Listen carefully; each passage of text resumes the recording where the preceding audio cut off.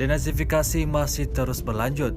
Angkatan bersenjata Rusia hantam habis posisi militan Ukraina. Rekamannya ramai beredar di media sosial Telegram pada Sabtu 10 Desember 2022. Tampak dalam rekaman seluruh pasukan dikerahkan. Aksi penyerangan tersebut mengakibatkan 3 kendaraan tempur infanteri dan 15 personel angkatan bersenjata Ukraina dihancurkan di wilayah Kremenaya. Insiden ini lagi-lagi menambah daftar panjang kerugian yang diperoleh angkatan bersenjata Ukraina. Sejauh ini selama invasi berlangsung, Rusia melaporkan 341 pesawat Ukraina, 181 helikopter, 2.643 kendaraan udara tak berawak, serta sistem rudal anti pesawat dieliminir oleh pasukan Vladimir Putin.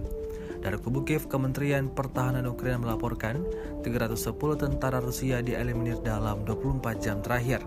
Total 93.390 prajurit Federasi Rusia meninggal sejak awal konflik hingga hari ke-290.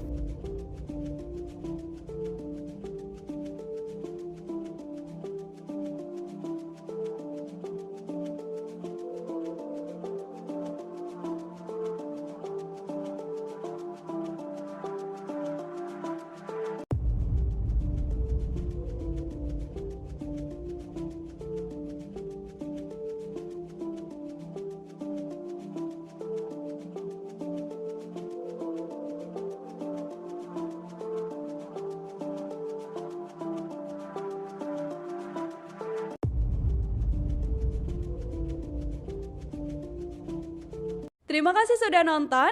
Jangan lupa like, subscribe, dan share ya.